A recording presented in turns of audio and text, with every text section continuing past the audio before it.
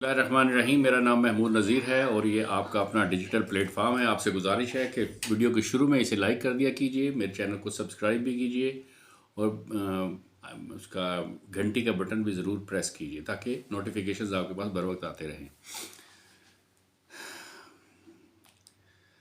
अल्ताफ़ हुसैन और नज़र अल्ताफ़ हुसैन में थोड़ा सा फ़र्क है और इस दुनिया में सबको फ़ना है, लेकिन नज़रिए की उम्र ज़्यादा लंबी होती है, आइडियोलॉजी की उम्र लंबी होती है।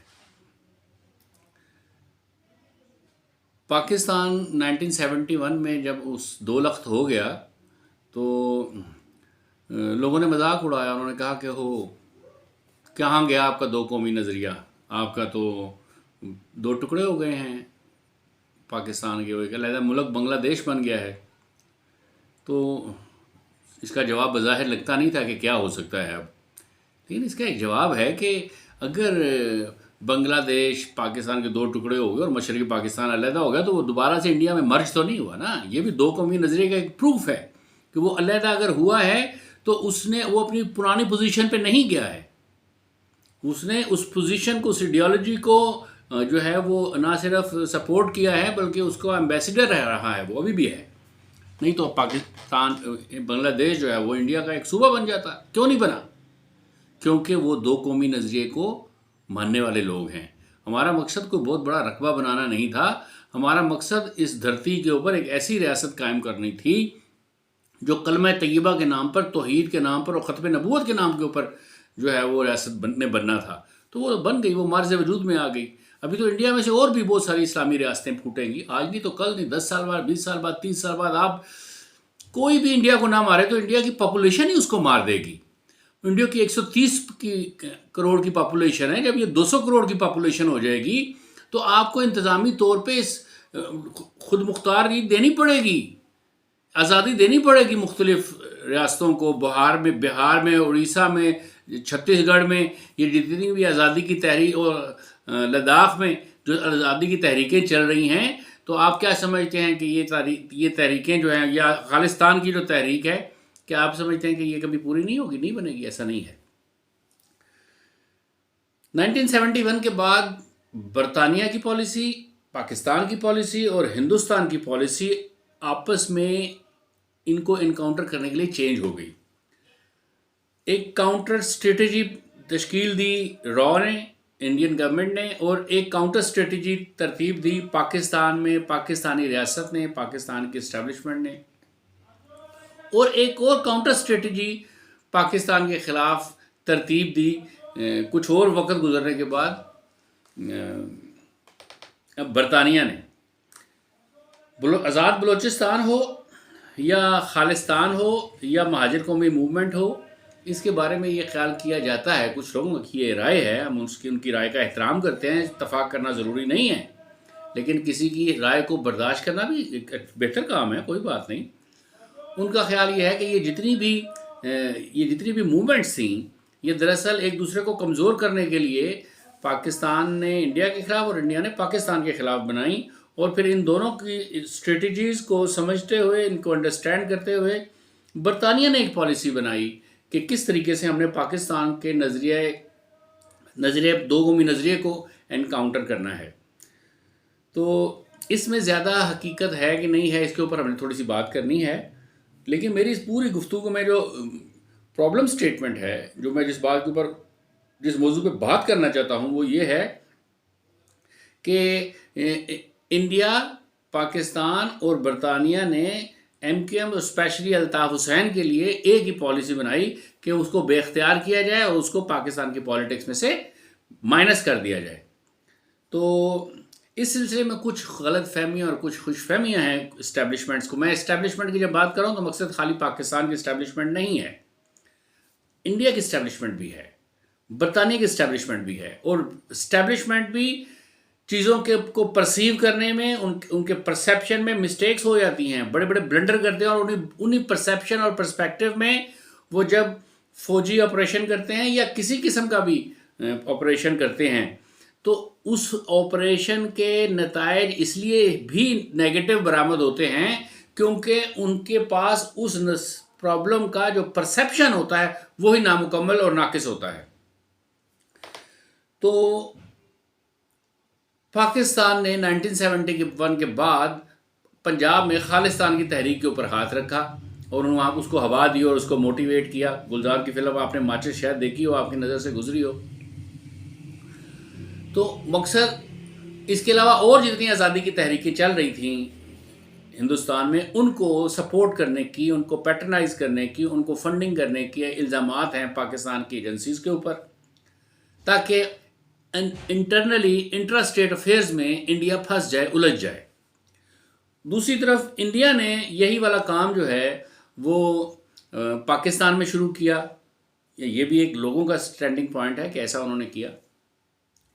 तो पाकिस्तान में उन्होंने महाजिर कौमी मूवमेंट को हवा दी, इनको फंडिंग की, इनको ट्रेन किया, इनको ब्रेन वॉश किया और इनको पाकिस्तान में, पाकिस्तान के अंदर एक अलहदा सूबे की बात, उर्दू एंटिटी की बात, उर्दू और महाजिर सूबे की बात, ये सारी बातें और इस तरह की अफवाहें फैलाई। सिंधु देश का हालांकि कॉन्सेप्ट भी उन्होंने ही पेश किया।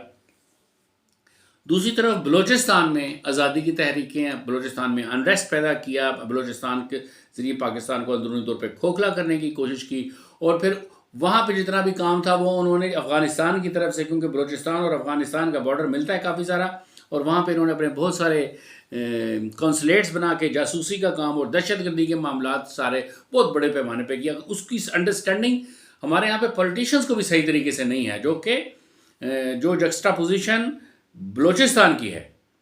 तो बलूचिस्तान की में जिस किस्म का टेररिज्म हुआ है या हो रहा है, और जिस तरह की वहाँ पे अलहदगी की तहरीकें चली और बलोचों ने अलहदा बलूचिस्तान की एक अलहदा खुद मुख्तार रियासत की बात की और उस तरह की आइडियोलॉजी को फ़रोग देने की कोशिश की, उसकी सही अंडरस्टैंडिंग के लिए ये ज़रूरी है कि ज़बीउल्लाह सिद्दीक़ बलगन की पाकिस्तान में बैरूनी मुदाखलतें नामी किताब को एक दफ़ा गौर से पढ़ा जाए, स्पेशली उस चैप्टर को जिसमें उसने बलूचिस्तान को एड्रेस किया है और वहाँ पे होने वाले टेररिज्म के नेटवर्क को बयान किया, जिसमें ईरान का रोल है, अफ़गानिस्तान का रोल है, इंडिया का रोल है। मैं कुछ यहाँ पे चीज़ों को, कुछ कॉन्सेप्ट्स को क्लियर करना चाहता हूँ कि अल्ताफ़ हुसैन और नज़रिया अल्ताफ़ हुसैन में फ़र्क है। अल्ताफ़ हुसैन एक शख्स का नाम है, नज़रिया अल्ताफ़ हुसैन एक आइडियोलॉजी का नाम है। देखिए, कायदे आज़म से पहले, कायदे आज़म के ज़माने में दो कौमी नज़रिया था, तहरीक पाकिस्तान थी। कायदे आज़म इस दुनिया से चले गए लेकिन दो कौमी नज़रिया इस दुनिया से नहीं गया। कायदे आज़म चले गए, दो कौमी नज़रिया नहीं गया। इसी तरह अल्ताफ़ हुसैन भी इस दुनिया से चले जाएंगे। ये दुनिया फ़ानी है, कोई नहीं रहा, हम भी नहीं रहेंगे, कोई रहे नाम अल्लाह का, अल्लाह की ज़ात ही बाकी है। लेकिन पाकिस्तान में से नज़रिया अल्ताफ़ हुसैन को ख़त्म करना नामुमकिन है। तो लोगों को ये ख्याल है कि अगर मिसर इस्टेब्लिशमेंट, अब जब हम इस्टेब्लिशमेंट की बात करते हैं तो मकसद पाकिस्तान की इस्टेब्लिशमेंट नहीं है, अभी इंडिया की इस्टेब्लिशमेंट को भी समझिए। इंडिया में कोई भी रूलिंग पार्टी इस्टेब्लिशमेंट नहीं होती। इंडिया भारत की इस्टेब्लिशमेंट को समझने के लिए ये ज़रूरी है कि हम ब्राह्मणवाद को समझें। भारत के इस्टेब्लिशमेंट को समझने के लिए ये ज़रूरी है कि हमने बुद्धा की तारीख़ पढ़ी हो, जो आज से 2700 साल पहले बरस हिंदुस्तान में शख्सियत गुजरी है। हमें ये पता हो कि बुद्धा ने किस तरह से ब्राह्मणवाद के ख़िलाफ़, ये ब्राह्मण कल्चर के ख़िलाफ़ किस तरीके से काम किया था। हमें ये समझ हो कि हिंदुस्तान में जो हुकूमत हिंदुओं की है, ये हिंदुओं की गालिब अक्सरियत होने की वजह से जमहूरी कानून के मुताबिक आई हुई हुकूमत नहीं है, बल्कि लिंगायत समेत मूल निवासी, आदिवासी, ओबीसी और ट्राइबल शेड्यूल कास्ट वाले और इसके अलावा डिफरेंट जो ट्राइब्स हैं, ये सब, और फिर जैन मत और क्रिश्चियन और मुसलमान, ये सब जो हैं ये भी एक बहुत बड़ी एंटिटीज़ हैं। और ब्राह्मणवाद, हिंदू कोई मज़हब नहीं है, ये एक माफिया है। हिंदू एक माफिया है। हिंदुइज़्म कोई मज़हब नहीं है। हिंदुस्तान का नाम हिंदुस्तान भी यहाँ के मकामी लोगों ने नहीं रखा। और ये जितने भी ब्राह्मणवाद हैं, ये जो ब्राह्मण कल्चर है, वो जो आज से 4000-5000 साल से पहले से जिन्होंने कंट्रोल और कब्जा किया हुआ है भारत के ऊपर, ये यहाँ के लोकल लोग नहीं हैं। यहाँ के जो लोकल लोग हैं वो आदिवासी हैं, वो मूल निवासी हैं, वो ओबीसीज हैं। आप ये आज से 2-3 हज़ार साल पहले जो लोग वहाँ से इन्वेट करके इंडिया के अंदर आए हैं, भारत के अंदर आए हैं, उन्होंने यहाँ पे आके अपने कल्चर के ज़रिए, अपनी तहजीब के ज़रिए, अपने ज़ात पात के निज़ाम के ज़रिए पूरे हिंदुस्तान के ऊपर कब्जा कर लिया और आज तक लोगों को चीट कर रहे हैं और बेवकूफ़ बना रहे हैं। इसके ऊपर बहुत बात की जा सकती है। सबसे ज़्यादा इस्लाम से पहले सबसे ज़्यादा ब्राह्मणवाद के खिलाफ जिसने काम किया वो बुद्धा थे। और बुद्धा के अखलाक बहुत खूबसूरत थे, बुद्धा की ज़िंदगी बड़ी खूबसूरत थी, बुद्धा के अंदर तज़किए नफ्स बड़े कमाल पे पहुंचा हुआ था, बुद्धा के अखलाकियात बहुत बेहतरीन थे, बुद्धा की इंसानों के साथ मोहब्बतें बहुत ही गैर मशरूत थीं। उन्होंने उस ज़माने में जब कम्युनिकेशन नहीं थी, वो ज़माना जब सड़कें नहीं बनी हुई थी, जब तरफ तसव्वुर ही नहीं था कि सड़क क्या होती है, उन्होंने पूरे हिंदुस्तान के तूलो अर्ज़ में तवील तरीन सफ़र किए और लोगों को अपने गले से लगाया, लोगों से मोहब्बतें की। और ब्राह्मणवाद से मुराद ये है कि जो ब्राह्मणों का जो कल्चर था, ब्राह्मणों का जो माफिया था, वो जो नेटवर्क था जिसके तहत उन्होंने इंसानों को ज़ात पात में तकसीम किया, शूद्र बनाए, दलित बनाए और उनमें उन्होंने मुख्तलिफ़ किस्म की खतरी पैदा किए। ये जो इतने सारी ज़ात पात के निज़ाम थे, उन सारे निज़ामों को लोगों को ग़ुलाम बनाने के लिए उनको मेंटली, साइकोलॉजिकली और कल्चरल वाइज जो है उनको डिवाइड किया, इतना ज़्यादा डिवाइड किया कि उनको किसी जगह पे कभी भी यूनाइट होने का ख्याल ना पैदा हो उनके दिमाग में। और फिर उनके ऊपर रूल किया हर लिहाज से, अखलाकी लिहाज से भी और माशी लिहाज से भी, सियासत के लिहाज से भी, ताकत के लिहाज से भी और जिनसी तौर पे भी अपने माशरे को एक्सप्लॉइट किया बहुत बुरे तरीके से। ये देखें ना, ये जो मुकलावे की तहत एक रिवायत है, रिवाज है, जो पाकिस्तान में पाया जाता है कि लड़के की शादी होती है, लड़की की शादी होती है, लड़की रुखसत होकर अपने शोहर के घर चली जाती है, वलीमे वाले दिन सारे जगह पे इकट्ठे होते हैं, सब लोग खाना खाते हैं, फिर उसके बाद दूल्हा जो है वो दुल्हन के घर आ जाता है, 1 या 2 दिन वहाँ पे रुकता है और फिर उसके बाद लड़के वाले आते हैं, उनकी दावत की जाती है एक छोटी सी, उसको हम मुकलावा बोलते हैं, और फिर वहाँ से वो लड़की को और दुल्हन को और दूल्हा को लेके वहाँ से चले जाते हैं। असल में ये ब्राह्मणों की रिवायत है, जिसमें होता यूँ था कि शादी के बाद लड़की जो है वो रुखसत होकर निकाह के बाद अपने माँ बाप के घर नहीं जाती थी, बल्कि किसी बड़े ब्राह्मण सरदार के घर पे जाती थी और वो वहाँ पे उसके साथ 2, 4, 5, 7 दिन, जितने दिन वो चाहता था वो अपने पास रखता था, वो उसके साथ बदकारी करता था, दिन रात उसके साथ रहता था और वो इसको कहते थे कि वो शुद्धि कर रहा है, इसको पाक कर रहा है। फिर जब वो पाक हो जाती थी तो वो फिर जो निचली जात के लोग होते थे वो शुक्र अदा करते थे और उसको अपना मोहसिन समझते थे, उस ब्राह्मण को, उस हरामजादे को। उसके बाद वो औरत जो है वो अपने ख़ानदान में, अपने ससुराल में, अपने शौहर के पास आती थी। ये असल वो रिवायत थी। ये रिवायत एक आम रिवायत थी। जैसे आज भी हाटी के नाम से एक जगह है महाराष्ट्र में या मेरे हिमाचल में और भी कई सारी जगहों पे ये कल्चर पाया जाता है कि एक लड़की की 3, 4, 5 भाइयों के साथ शादी हो जाती है और वो एक वहाँ पे एक नॉर्मल कल्चर है। इसके ऊपर बहुत सारी डॉक्यूमेंट्रीज मौजूद हैं। तो ये जितना भी कल्चर है, ये जो भी मामला था, ये इन्होंने ख़राब किए, इनको तबाह बर्बाद किया यहाँ पे रहने वाले आम इंसानों को, और उनको एक ज़बरदस्ती मज़हब दे दे कि तुम हिंदू हो। हिंदू कोई मज़हब नहीं था। अब वो वाली जो इस्टेब्लिशमेंट है जिसने पिछले 5000 साल से इस पर काम किया, जिसने बुद्धा की बहुत बड़ी तबलीगी तहरीक जो थी, उसके ऊपर हम किसी वक्त फिर बात करेंगे। थोड़ी देर के लिए इसको यहाँ पे रोक देते हैं।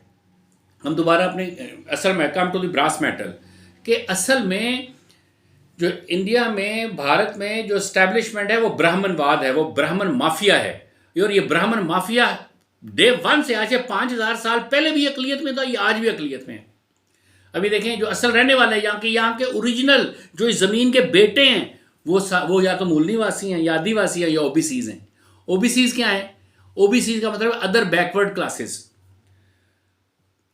पाकिस्तान में, हिंदुस्तान में जो 1,30,00,000 की जो आबादी है, उसमें लगभग एक मुहतात अंदाजे के मुताबिक, मैं ये इंडियन जो सरकारी अंदाज़ा शुमार है वो कोट कर रहा हूँ कि लिंगायत 8 करोड़ से ज़्यादा की आबादी है। और लिंगायत जो है कर्नाटका की तारीख़ में, कर्नाटका की, फिर मैं अभी हिस्ट्री बयान करूँगा, फिर लंबी बात हो जाएगी। कर्नाटका साउथ इंडिया 19% आबादी के लिहाज से है और बहुत बड़ा रकबा है ये इंडिया का। साउथ इंडिया में वो, ये साउथ इंडिया समझे पाकिस्तान, भारत का कराची है। बहुत बाशऊर लोग हैं। जब वहाँ पे चेंज आता है तो पूरे भारत में चेंज आ जाता है। जिस तरह कराची में चेंज आता है, कराची के बाशऊर लोग हैं वहाँ पे जो महाजर हैं, ये लालू खेर या लियाकताबाद जिसे हम कहते हैं, ये यहाँ पे जब कुछ चेंज आता है तो पूरे पाकिस्तान में उसके इफेक्ट्स आते हैं। इसी तरह जब साउथ इंडिया में किसी चीज़ कोई चेंज आता है उसका इफेक्ट्स पूरे भारत के ऊपर आते हैं। और साउथ इंडिया में लिंगायत एक ऐसी कौम है कि उसके वोट के बगैर आप आसानी के साथ साउथ इंडिया में एक पुरअमन हुकूमत नहीं बना सकते। 100 से ज़्यादा उनकी सीटें हैं महासभा में भी, और दूसरी एक और इनकी पता नहीं कौन सी नेशनल असेंबली भी, और उनकी जो स्टेट की असेंबली है उसके अंदर भी काफ़ी सारी सीटें हैं उनके बगैर गवर्नमेंट नहीं बनती। ये सब हिंदू नहीं है। अभी बसवन्ना की बात करूंगा तो फिर बात लंबी हो जाएगी कि आज से 800 साल पहले हज़रत मोइनुद्दीन चिश्ती रहमतुल्लाह अलैह के ज़माने के आसपास के ज़माने का ये शख्स था जिसने एक हिंदू मज़हब से मुतनफ़र होकर एक नए मज़हब की बुनियाद रखी, और उस मज़हब की बुनियाद तौहीद के ऊपर थी। वो मूर्तियों की पूजा के ऊपर नहीं थी। वो मूर्तियों की पूजा को हराम और शिरक तस्वुर करते थे। ये 8 करोड़ लोग मुसलमान हिंदू नहीं हैं। फिर जो ओबीसीज हैं, अदर बैकवर्ड क्लासेस जो हैं, इनकी तादाद, इनकी आबादी 68 करोड़ है। ये 68 करोड़, 2 कम 70 करोड़ की जो आबादी है वो ओबीसीज से ताल्लुक रखती है, और ये ओबीसीज भी हिंदू नहीं है। फिर मूल निवासी भी 10 करोड़ से ज़्यादा हैं, फिर आदिवासी भी 10, 12, 15 करोड़ से ज़्यादा हैं, और फिर इसके साथ मुसलमान जो 30 करोड़ से ज़्यादा हैं। फिर यहाँ पे जैन मत भी हैं, फिर यहाँ पे ईसाई भी हैं, यहाँ पे बुद्ध मत भी हैं, यहाँ पे यहूदी भी हैं, और इन सब की भी अपनी कोई ना कोई आबादी तो है ना, और काबिल ज़िक्र आबादी है वो। तो आप ये अगर आप गौर करेंगे तो कुल जो हिंदुओं की आबादी है वो लगभग कोई 22, 25, 30 करोड़ के अंदर की है। ये बाकी सारे गैर हिंदू हैं, ये सिख। लेकिन और ये सिख आपको पता होना चाहिए कि सिख, ये जो भारत का संविधान है जिसके हम कॉन्स्टिट्यूशन कहते हैं, उन्होंने भारत के वो बाबा साहेब ने, बाबा अम्बेडकर साहब बहुत बड़ी शख्सियत गुजरे हैं, और ये भी हिंदू नहीं थे। ये उन्होंने कहा मैं पैदा तो शायद हिंदू हुआ था लेकिन मैं हिंदू नहीं मरूंगा, और आखिरी वक्त में उन्होंने अपना मजहब तब्दील कर लिया था। और ये संविधान जो है ये उनका लिखा हुआ कॉन्स्टिट्यूशन उनका है। तो इस कॉन्स्टिट्यूशन को के ऊपर सबने साइन किया हुआ है, लेकिन आज के दिन तक, या आज की तारीख तक, आज 2 मार्च है 2024 का, सिखों ने साइन नहीं किया हुआ। ये कोई इंडिया का मुत्तफिका कॉन्स्टिट्यूशन नहीं है जो इस कॉन्स्टिट्यूशन के ऊपर ये अमल कर रहे हैं, या जिसके जरिए ये पूरी स्टेट को रन कर रहे हैं। तो ये लोग बेसिकली एक माइनॉरिटी हैं, लेकिन वो 68 करोड़ जो ओबीसीज हैं, अदर बैकवर्ड क्लासेस जो हैं, उनको, वो जो ट्राइब्स हैं, जो इंडिया में 10,000 से ज़्यादा डिफरेंट ट्राइब्स हैं जिनकी करोड़ों में आबादी है, वो सब हिंदू नहीं है।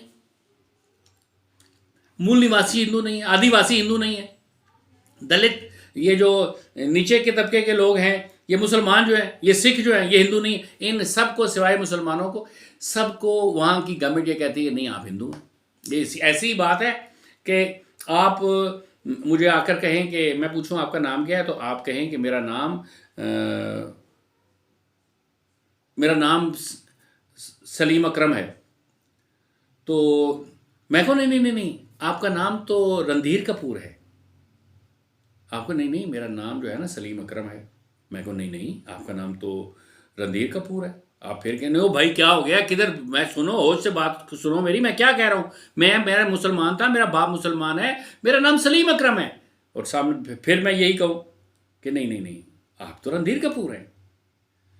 तो यही वाली पॉलिसी है इंडिया की। 60 से ज़्यादा मुलाकातें की हैं पाकिस्तान बनने के बाद, इंडिया 1947 के बाद 60 से ज़्यादा मुलाकातें वो लिंगायत कौम के अमायदीन ने की हैं, और अपने डॉक्यूमेंट्स पेश किए हैं, अपनी मजहबी किताबें पेश की हैं, अपना लिटरेचर पेश किया, और उनको बताया कि हम हिंदू नहीं हैं, हमारा पूरे का पूरा कल्चर जो है, तो मजहब जो है तौहीद के ऊपर खड़ा है, हम अल्लाह की वननेस के ऊपर ये बिलीव करते हैं। लेकिन इसके बावजूद वहाँ की गवर्नमेंट कह रही है नहीं आप तो हिंदू हैं। तो इन्होंने ज़बरदस्ती सरकारी सतह पे इन सब लोगों को हिंदू बना दिया है, और इसी वजह से आज़ादी की तहरीकें जो चल रही, खाली वहाँ पे मुसलमान मजलूम नहीं हैं, वहाँ पे तमाम गैर हिंदू अक़वाम जो हैं, जो डिफरेंट ज़बानें बोलने वाले लोग हैं, वो सब मजलूम हैं, और सब के सब ब्राह्मणवाद के धसे हुए हैं। उन्होंने इनको एक्सप्लॉइट किया है।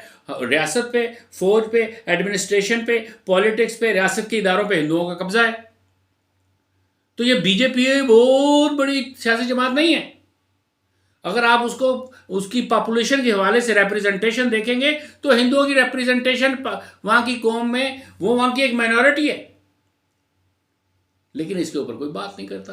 इसके ऊपर इंडिया में भी कोई बात नहीं सुनता। मीडिया में सिर्फ और सिर्फ हिंदू मुस्लिम फसादात की आग लगा के रखते हैं, क्योंकि जितनी भी आज़ादी की तहरीकें चल रही हैं, जो भी बाशऊर लोग हैं, अब ये मजहब की फ़र्क के बगैर एक प्लेटफॉर्म पे इकट्ठे हो रहे हैं कि भाई तू भी मजलूम मैं भी मजलूम, हम दोनों पे जुल्म हो, हम दोनों इकट्ठे हो गए, क्यों ना जालिम के खिलाफ एजिटेशन करें या पॉलिसी बनाएं। तो क्या हुआ, मूल निवासी, आदिवासी, दलित, ओबीसीज, सिख, ये जितने भी बड़ी बड़ी कम्युनिटीज़ हैं, क्रिश्चियंस, ये सब एक प्लेटफॉर्म पे आ रहे हैं और ये इकट्ठे हो रहे हैं और कह रहे हैं, और किसान, पंजाब का किसान, ये सारे एक प्लेटफॉर्म पे इकट्ठे हो रहे हैं भारत में, और वो कह रहे हैं कि गवर्नमेंट को कि हमको अलहदा से हमारे तशख़्ख़ुस को तस्लीम करो, हमें रिकॉग्नाइज़ करो, और हमारी आबादी के मुताबिक हमें जो रियासत की कारोबार रियासत है, जो पॉलिटिक्स है, जो हमारी स्टेट असम्बलीज़ हैं और नेशनल असम्बलीज़ हैं, उनमें हमारी रिप्रेजेंटेशन होनी चाहिए। जब ये ऐसा होगा तो क्या होगा, हिंदू की गवर्नमेंट और माफिया ख़त्म हो जाएगा। वो चाहता नहीं है। वो जो माफिया है ना, वो माफिया जो ब्राह्मणवाद है, वो ब्राह्मणवाद भारत में इस्टेब्लिशमेंट है। ये जुमला इन्वर्टेड कॉमर्स में समझाने के लिए मैंने आपके सामने एक तारीख पेश की है थोड़ी सी ब्राह्मणवाद की और वहाँ की पॉलिटिकल स्टेटस की, कि वहाँ पे पॉलिटिकल पार्टीज की सिचुएशन क्या है। तो वहाँ पे पाकिस्तान ने आग नहीं लगाई हुई, वहाँ पे वो आग हिंदुस्तान की हुकूमत, जो कि एक हिंदू मुतशद्दिद हुकूमत है, ये आग उन्होंने खुद लगाई हुई है। और वो ये उनका जो बुनियादी तौर पे जो उनके इख्तलाफ है, वो इख्तलाफ अल्ताफ़ हुसैन के साथ नहीं है। वो नजरिए दो कौमी नजरिए के बाद, तहरीक पाकिस्तान के बाद उनका जो इख्तलाफ है वो एक तीसरे फैक्टर के साथ भी है, और वो तीसरा फैक्टर है नजरिए अल्ताफ़ हुसैन। वो ये नहीं चाहते कि किसी तरीके से लोअर मिडिल क्लास पाकिस्तान में जो है वो रूल करे, ऊपर आए और स्टेट के अफेयर्स वो चलाए, और ये शऊर पूरी दुनिया, पूरे पाकिस्तान में फैले। क्योंकि जब उस पूरे पाकिस्तान में फैलेगा तो उसका सबसे बड़ा नेगेटिव इफेक्ट, उनके मुताबिक जो नेगेटिव इफेक्ट है वो हिंदुस्तान के ऊपर आएगा। जैसे ईरान में जब इनकलाब ईरान नाम नेहाद इनकलाब आया, तो उसका सबसे ज़्यादा ब्लीक और नेगेटिव इफेक्ट जो है वो पाकिस्तान के ऊपर आया। आज भी हम उसके नतायज जो है वो भुगत रहे हैं। ईरान तो भुगत ही रहा है, हम भी भुगत रहे हैं। तो वो ये नहीं चाहते कि उनके पास जो हुकूमत की बागडोर है, उनके पास ये जो पूरी ताकत के सरचश्मा और सारे इख्तियारात उनके हाथ में मुर्तकिज़ हैं, और वो दुनिया की 130 करोड़ से ज़्यादा बड़ी आबादी को गुलाम बना के उन्होंने रखा हुआ है। वो इनकी गुलामी का वो पट्टा, वो कौम उतार के फेंक दें और फिर इनको घूरना शुरू कर देगा, तुम तो मिनॉरिटी हो और हम खुद क्यों ना हुकूमत करें। 68 करोड़ यानी कि 68 करोड़ जो ओबीसीज हैं, उनकी रिप्रेजेंटेशन ही नहीं है लोकसभा में। ना स्टेट की किसी रियासत में है, ना ही किसी सूबे में है, ना ही फेडरेशन में है। नेशनल असेंबली जो है इंडिया की, वहां पे भी उनकी कोई, यार 68 करोड़ लोगों से आप हक के हुकूमत छीन के बैठे हुए हैं। कैसे जालिम लोग हैं। और आपके इन गुनाहों की जो तारीख है वो 5000 साल से ज्यादा पुरानी है। तो वो वाला जो माफिया, जो ब्राह्मणवाद हैं, वो ये चाहते हैं कि पाकिस्तान के अंदर, पाकिस्तान क्योंकि दो कौमी नजरिए पे बना है, तो वहां पे तो दो कौमें नहीं है ना, वहां पे तो अभी लिंगायत खड़े होंगे। और जब अपनी अलहदा तहरीक वो जो ऐलान कर दिया उन्होंने, इसके ऊपर वो काम कर रहे हैं, उनकी बहुत बड़ी स्ट्रेंथ बन गई है, उनका बहुत बड़ा वोट बैंक है, उनके अंदर सियासी तौर पर शऊर पैदा हो रहा है। तो उसका नतीजा क्या है? उसका नतीजा यह है कि कर्नाटका में वो कहेंगे कि अब हुकूमत हमारी बनेगी। जब कर्नाटका की वो आज़ादी की बात करेंगे, वो कहेंगे हमें फेडरेशन से अलहदा करो, अगर तुम हमारी हक हुकूमत को नहीं मानते हो। हक के राय दही का अख्तियार हमारे पास नहीं है, राइट ऑफ एक्सप्रेशन नहीं है, राइट टू वोट नहीं है, तो हम अलहदा होते, हम नहीं रहते इनके साथ, भारत के साथ फेडरेशन में नहीं रहना चाहते। तो वहां पे बताएं कौन सा नजरिया पाकिस्तान की तहत अलहदा रियासत बनेगी। कितना जबर कर लेंगे, कितना रोक लेंगे आप? पाकिस्तान को आप बनाने से रोक सके? नहीं रोक सके ना। बरतानिया बहादुर नहीं रोक सके, उस वक्त सुपर पावर था। क्यों? क्योंकि जब किसी भी तहरीक की बुनियाद सच के ऊपर होती है, किसी रियलिटी के ऊपर होती है, वो जब एक पॉलिटिकल मूवमेंट होती है, उसकी कोई अपनी आइडियोलॉजी होती है, तो उस आइडियोलॉजी को आप नहीं रोक सकते। जिसने वो आइडियोलॉजी पेश किया, आप उसको जान से मार सकते हैं, लेकिन उस आइडियोलॉजी को कैसे गोली मारेंगे?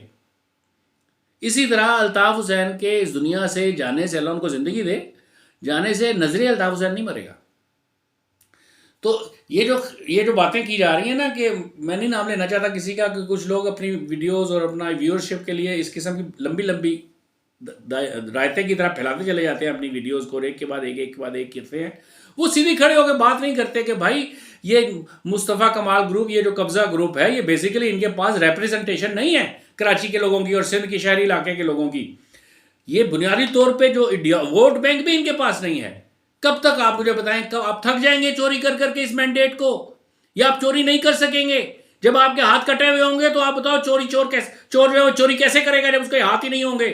तो ये इस मैंडेट को, अवामी मैंडेट को चोरी करने की जो ड्राइंग है, ये जो डिज़ाइन है, जो पाकिस्तान में इस्टेब्लिशमेंट के पास भी है, अमेरिका के इस्टेब्लिशमेंट के पास भी है। कौन सी दुनिया में ऐसी जगह है जहाँ पे साफ फ्री एंड फेयर इलेक्शंस होते हैं?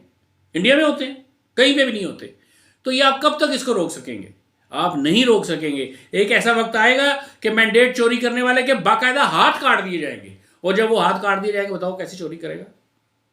तो फिर आम आदमी, मैंगो पीपल ऊपर आएगा और वो आके अपने मामलात खुद चलाएगा, और वो अपने मुल्क के, अपनी रियासत को अपना घर समझेगा, और इस घर को साफ करेगा, इसकी तामीर करेगा, इसको खूबसूरत बनाएगा, इसके माहौल को, फिजा को कंड्यूसिव बनाएगा अपने आने वाली नस्लों के लिए। अब वो जो काउंटर स्ट्रेटेजी है ना भारत की, वो कोई काउंटर स्ट्रेटेजी या आइडियोलॉजी नजरिया अल्ताफ हुसैन को ख़त्म करने के लिए नहीं हो सकता है। उसको ख़त्म करने के लिए वो हो अल्ताफ हुसैन को, लेकिन नजरिया अल्ताफ हुसैन को तो ख़त्म नहीं कर सकती। इसी तरह बरतानिया जो है वो जितना मर्जी उसको अगर कम अहमियत दे अल्ताफ हुसैन को, तो उससे कोई फ़र्क नहीं पड़ता, क्योंकि वो पाकिस्तान में जो करोड़ों लोग इस वक्त कराची और सिंध की शहरी आबादी के अलावा भी पूरे पाकिस्तान के चप्पे चप्पे में अल्ताफ हुसैन के नजरिए को मानने वाले लोग मौजूद हैं जो उर्दू स्पीकिंग नहीं है। तो आप उनको, उनके ख्याल को, उनकी सोच को, उनकी जो शाकला बन गई है, उनका जो सोचने का स्ट्रक्चर है दिमाग के अंदर, उसको आप चेंज नहीं कर सकते। आप डिसइंफॉर्मेशन के जरिए और प्रोपेगेंडा के जरिए, प्रोपेगेंडा कैंपेन्स के जरिए कंफ्यूज कर सकते हैं कुछ देर के लिए, लेकिन कितनी देर बादल रहते हैं? बिलाखिर सूरज को निकलना ही होता है, बिलाखिर रोशनी को फैलना ही होता है, बिलाखिर सूरज ने अपनी हरारत 9 करोड़ मील दूर होने के बावजूद दुनिया को, ज़मीन को पहुंचानी ही होती है। तो ये कोई सोल्यूशन नहीं है। ये जो वक्ती तौर पे एक टोला सामने आ गया है, ये जो काम कर रहा है, तो ये भी इस बात का सबूत है कि ये भी नजरिया अल्ताफ हुसैन की जो पिलर है, अगर आप इसके नीचे से निकाल दें तो ये 10-12 आदमियों के पीछे 10-12 हज़ार आदमी भी खड़े हुए नहीं हैं। ये जो भी वोट बैंक है, जो इधर से उधर जीरो जिधर मर्जी लगा के जीरो से ज़रब दे के जब हमारी इस्टेब्लिशमेंट नतायज को तब्दील कर देती है, तो वो किस बुनियाद पे करती है? वो उस वोट की बुनियाद पे करती है जो नजरिया अल्ताफ हुसैन की वजह से पड़ता है लोगों को। अब वो उनके रियल अगर नुमाइंदा नहीं है, तो आखिर कब तक झूठे नुमाइंदे ऊपर आएंगे और हुकूमत करते रहेंगे? 2 साल, 4 साल, 5 साल, 7 साल, फिर उसके बाद क्या होगा? फिर उसके बाद मैं नहीं होऊंगा यहाँ पे। हो सकता है आप में से भी कई लोग ना हो, लेकिन जो हमारी नई जनरेशन होगी वो इस आइडियोलॉजी को, इस नजरिए को मानेगी, इसको सही समझेगी और इसके मुताबिक ही अपनी ज़िंदगी में रियासत के फैसलों को करने की कोशिश करेगी, और अपना वो हक जो उसका रियासत पे हुकूमत करने का हक है, अपने मुल्क, अपने घर को चलाने का हक है, वो छीन लेगी। तो ये जो काउंटर स्ट्रेटेजीज की बात करके, लफ्ज़ स्ट्रेटेजीज के ज़रिए कुछ लोग ये जो समझ रहे हैं कि वो कोई बहुत बड़ा काम कर रहे हैं और उन्होंने 100% जो है अल्ताफ हुसैन की पॉलिटिक्स को ख़त्म कर दिया, तो अल्ताफ हुसैन की पॉलिटिक्स कैसे ख़त्म होगी? अल्ताफ जैसे कि पीपल्स पार्टी की जो पॉलिटिक्स है, उसका जो मैनिफेस्टो है, वो कोई जरदारी ने थोड़ी लिखा है, वो कोई खुर्शीद शाह ने थोड़ी लिखा है, वो तो जुल्फ़िकार अली भुट्टो का किया हुआ काम है। उस जुल्फ़िकार अली भुट्टो के किए हुए काम के ऊपर वो आप ऊपर उस देग के ऊपर बैठ के कितनी देग खा लोगे? एक देग एक इंसान नहीं खा सकता, उसका तेल पेट फट जाएगा, मर जाएगा। आइडियोलॉजी उसके पास नहीं है, और उसके पास तो क्या है, पीपल्स पार्टी के पास ही अब कोई आइडियोलॉजी नहीं है, वो तो अपनी आइडियोलॉजी के खिलाफ काम कर रहे हैं। असल में गठजोड़ है कादियानियों का और ब्राह्मणवाद, भारत के ब्राह्मणवाद का और बरतानिया की इस्टेब्लिशमेंट का। ये चाहते हैं कि वो जो रियासत है पाकिस्तान, जो कि अल्लाह के एक होने के ऊपर कलमा तैयबा ला इलाहा इल्लल्लाह मुहम्मदुर रसूलुल्लाह की बुनियाद के ऊपर बनी, जिसका मकसद ये है कि जिसका ईमान और यकीन ये है कि अल्लाह एक है और हुज़ूर नबी करीम सल्लल्लाहु अलैहि वसल्लम मुहम्मदुर रसूलुल्लाह सल्लल्लाहु अलैहि वसल्लम आखिरी नबी हैं अल्लाह पाक के, और उनके वो ख़ातमुन नबीन है, उनके बाद कोई नबी नहीं आएगा, और उसके बाद जो भी ज़िल्ली और बरूज़ी नबी आएगा हम उसको रद्द करते हैं और क़यामत तक रद्द करते हैं, और कभी भी कोई भी नबी जो है वो अब हुज़ूर सल्लल्लाहु अलैहि वसल्लम के बाद नहीं आएगा। इस बुनियाद के ऊपर हमने जो ये रियासत हासिल की, इसका मकसद हमारा यहाँ पे एक ऐसी हुकूमत बनाना था, एक ऐसी रियासत बनाना था जहां पे इस्लाम के असूलों के मुताबिक हम जिंदगी गुजार सकें। ये वाली आइडियोलॉजी जो है ना, वो गले से नीचे नहीं उतरती है ब्राह्मणवाद को। ये वाली आइडियोलॉजी है, बरतानिया को भी गले में हड्डी बन गई है। और यही वाली वो आइडियोलॉजी है जो अफगानियों को भी, अफगानिस्तान के तालिबान को भी पसंद नहीं है, क्योंकि वो लोग भी बेसिकली इस्लाम दोस्त लोग नहीं हैं। देखिए ना, अभी थोड़े दिनों की बात है कि एक लड़कों, छोटी उम्र के लड़कों के साथ बदकारी करने के आर्मी चीफ जो है अफगानिस्तान को, उसके ऊपर इल्ज़ाम है, और वहाँ के टीवी के ऊपर वो प्रोग्राम्स चल रहे हैं, नेशनल टीवीज़ के ऊपर, कि उसने उसके ऊपर एक थी कई सारी FIRs हैं इस तरह की। ये बदकिरदार लोग हैं। तो ये जितनी भी, और दूसरी तरफ, और उससे आगे ये कि क्योंकि इसकी बुनियाद पाकिस्तान की ख़त्म नबूवत के ऊपर है। हुजूर सल्लल्लाहु अलैहि वसल्लम के बाद हम किसी ज़िल्ली और बरूज़ी नबी को पाकिस्तान की 97% से ज़्यादा आबादी जो मुसलमान है वो नहीं मानते। तो बस इस बात के लिए, इस बात की वजह से कादियानी जो हैं वो नज़रिए पाकिस्तान के भी खिलाफ हैं। उन्होंने शुरू से उसकी मुखालफत की। ये नज़रिए पाकिस्तान के बाद रियासत पाकिस्तान के मजबूत होने के भी खिलाफ हैं। ये नज़रिए अल्ताफ़ हुसैन के भी खिलाफ हैं। ये लोअर मिडिल क्लास की हुकूमत में आने के तस्वुर के भी खिलाफ हैं। ये पाकिस्तान के ईवानों में से गरीबों अमीरों को निकाल के गरीबों को लाने के भी तस्वुर के खिलाफ हैं। ये पाकिस्तान को टूटा फूटा, गरीब, मफलूज, मफलूकुल हाल, तबाहशुदा, अनारकी वाला, ऐसा जहाँ पे रोटी ना हो, वो ऐसा जहाँ पे पानी ना हो, ऐसा पाकिस्तान जहाँ पे तालीम ना हो, वहाँ पर जहाँ पे बच्चे के पेट में रोटी ना हो, जिस्म पे कपड़ा ना हो, इस तरह का पाकिस्तान उनको सूट करता है, जो कर्जों में डूबा हुआ हो बड़े बड़े इदारों के। तो वो लोग जो ये समझते हैं कि अभी MQM पाकिस्तान का और किसके साथ साथ मुस्लिम लीग नून का एक एग्रीमेंट हो गया 26th अमेंडमेंट पे। 26th अमेंडमेंट के तहत लोकल बॉडीज़ के जो इसका क्रक्स ये है कि लोकल बॉडीज, जो 2019 में ये बिल पास हुआ था कि 2000 के लोकल बॉडीज़ के इलेक्शंस होने के बाद जितने भी इख्तियारात हैं वो आम आदमी तक, गली मोहल्ले तक पहुँचाए जाएँ, ताकि हमारे यहाँ पे जितने भी तामीराती काम है वो लोकल बॉडीज़ के लोग करें। वो MP MNA सड़कें बना, रोड बना, ये वाले दूसरे तीसरे काम ना करेंगे। स्कूल बनाना, कॉलेज बनाना हो, डिस्पेंसरी बनानी हो, ड्रेनेज का सिस्टम सही करना हो, पानी का सिस्टम सही करना हो, ये सब पूरे पाकिस्तान में लोकल बॉडीज इसको करें।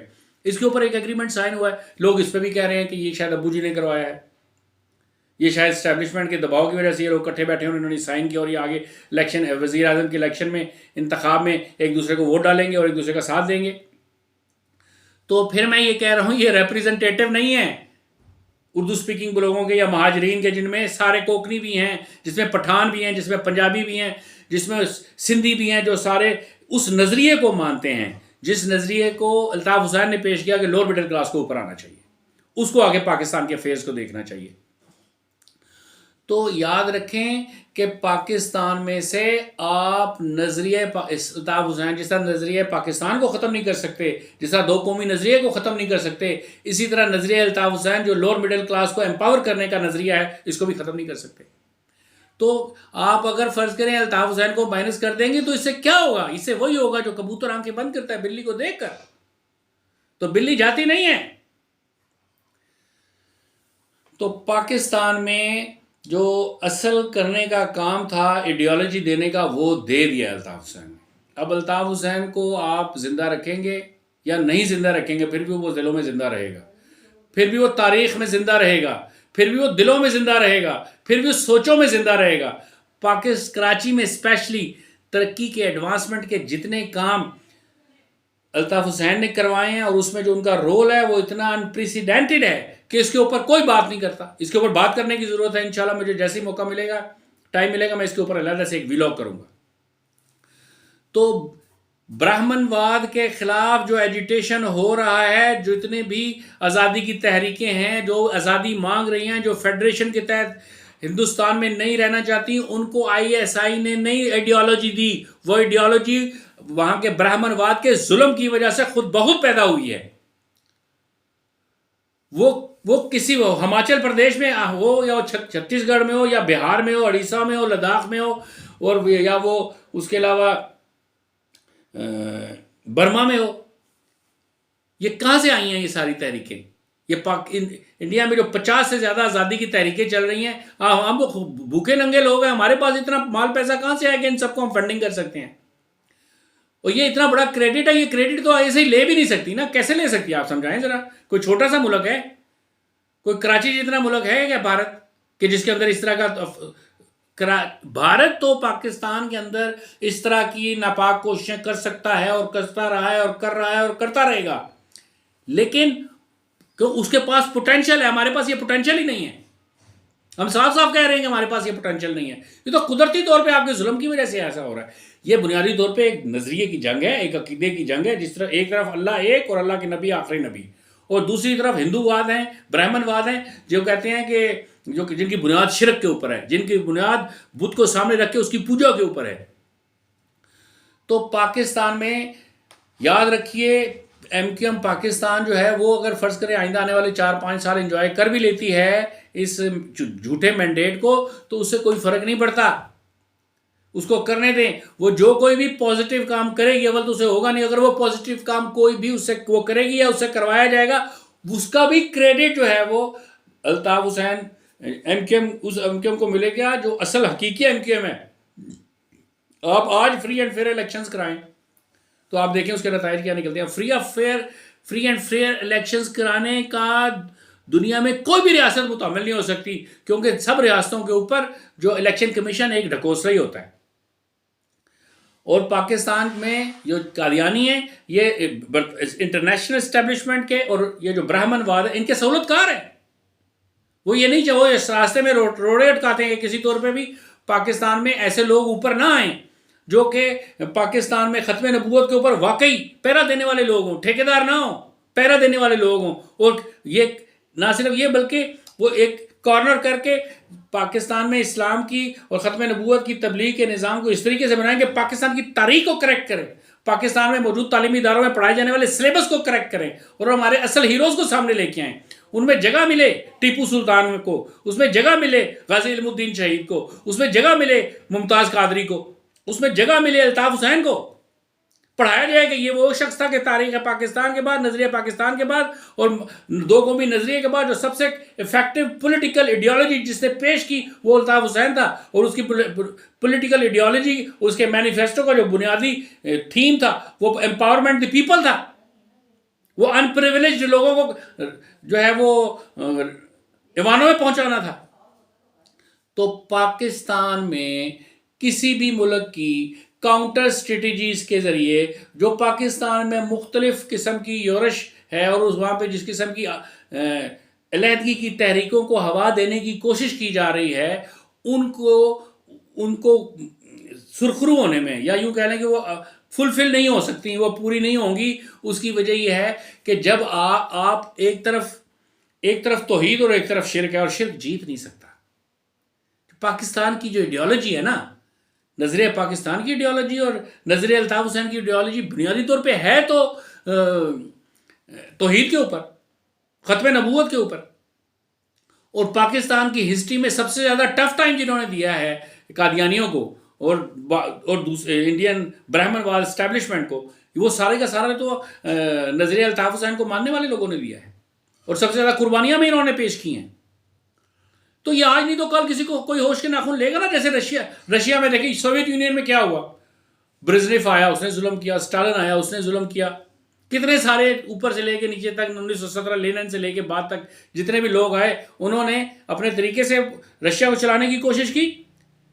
फिर गोरबाचोव आ गया, फिर उसने किताब लिखी ग्लासनोस्ट और पेरेस्ट्रोइका, और उस ग्लासनोस्ट और पेरेस्ट्रोइका के तहत उसने खुद सोवियत यूनियन को टुकड़ों में तकसीम कर दिया और आज़ाद कर दिया, जिसके नतीजे में 12-15 पता नहीं कितनी रियासतें मार्ज़े वजूद में आ गई। कितना बड़ा रशिया है कि आज भी रशिया जो रूस है असल वाला, रियासतों को निकालने के बाद भी वो इतना बड़ा है कि उसके अंदर 11 टाइम जोन है।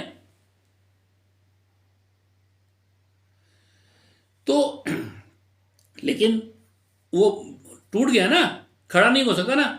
तो ये अब हम कोशिश नहीं भी करेंगे तो इंडिया के टुकड़े हो जाएंगे, वो फितरी बात है। ये हमको इस इंतज़ार में भी नहीं, हम चाहते हैं कि वहाँ पे अमन हो, हम चाहते हैं कि वहाँ पे जमहूरियत पन पे, हम चाहते हैं कि वहाँ पे जो है आम आदमी को जो है उसके हकूक़ मिले जाओ। लेकिन जब आप खुद ही हकूक़ नहीं देंगे, जब आप जुल्म करेंगे, कितना कॉर्नर करेंगे आप किसी को, बिलाखिर वो कौमें आपके साथ सफारा हो जाएंगी, वो सफारा हो गई हैं। तो अल्ताफ हुसैन के नज़रिए को आप नहीं मार सकते, आप अल्ताफ हुसैन को भी नहीं मार सकते। अल्ताफ हुसैन भी मरेगा तब जब अल्लाह उसको चाहेगा वापस बुलाएगा। उसका एक काम है, वो जब काम पूरा हो जाएगा, अल्लाह सुब्हानहू व तआला हर बंदे को जब उसका रोल पूरा हो जाता है उसको वापस बुला लेता है। किसी भी आदमी को अल्लाह सुब्हानहू व तआला उसका रोल पूरा होने से पहले ख़त्म माइनस नहीं होने देता, नहीं, ना ही वो करता है। किसी को भी इस दुनिया से माइनस करने का अख्तियार अल्लाह के पास है। ये दुनिया की किसी भी मुल्क की इस्टेब्लिशमेंट के पास नहीं है। ये किसी भी कब्जा ग्रुप या किसी झूठे मैंडेट वाले टोले के पास नहीं है, चाहे वो कोई भी हो, उसके पास नहीं है। तो अल्लाह सुब्हानहू तआला से दुआ है कि अल्लाह सुब्हानहू तआला पाकिस्तान की खैर करे और पाकिस्तान में अमन कायम हो, पाकिस्तान में गरीब आदमी को हुकूमत का हक मिले, पाकिस्तान में, पाकिस्तान के ईवानों में जो पाकिस्तान के हकीकी नुमाइंदे हैं, जो गरीब हैं, उनको उनकी नुमाइंदगी मिले। और इसी तरह मेरी दुआ है कि इंशाअल्लाह ताला, मेरे यकीन भी है कि भारत में भी मूल निवासियों को, आदिवासियों को, ओबीसीज़ को, एसटीज़ को, शेड्यूल कास्ट वालों को और ये जो जितने भी ट्राइब्स हैं इनको, क्रिश्चियंस को, जैन मत को, इन सब को इनके राइट्स, मणिपुर वालों को उनके असल हुकूक मिले। जो जुल्म और सितम वहाँ पे बीजेपी ने किया है उसकी कोई ना कोई एंड तो होगा कि नहीं होगा, उसका कोई ना कोई तो एंड है ना। जो आपने वहाँ पे ईसाई आबादियों के ऊपर जुल्म सितम किए हैं, जो वहाँ पे एक एक औरत के साथ 1,000 से ज़्यादा मर्दों ने रेप किया है, तो ये सब का सलूशन याद रखें, दुनिया में कभी भी जुल्म जो है ना वो सस्टेन नहीं कर सकता। बिलाखिर अमन नहीं सस्टेन करना होता है। अमन सस्टेन कब होता है? जब आइडियोलॉजी किसी भी मुल्क की, किसी भी रियासत, किसी भी खित्ते की जो आइडियोलॉजी है, वो आइडियोलॉजी जो है वो नेचर के मुताबिक हो। नेचर की आइडियोलॉजी क्या है? वो ये है कि अल्लाह मालिकुल मुल्क है, वो वाहिद जब्बारो कहार वही है। रियासत, ये पूरी दुनिया, पूरी कायनात के ऊपर हुकूमत उसी की है। उसके खिलाफ, उसकी मर्जी के खिलाफ कोई ज़र्रा नहीं हिल सकता अपनी जगह से। उस हर जर्रे की उसने एक तकदीर लिखी है, उस हर जर्रे का एक डेस्टिनेशन है, उस डेस्टिनेशन को कोई चेंज नहीं कर सकता। वो हमारा इल्लल बलाग।